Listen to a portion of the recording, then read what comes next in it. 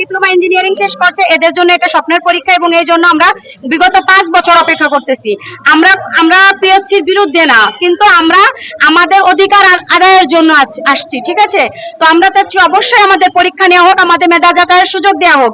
যেখানে আমাদের পরীক্ষা নাই, সিট প্ল্যান নাই, কিছুই নাই, কিন্তু এটা কেন হবে আমাদের সাথে অন্যায়?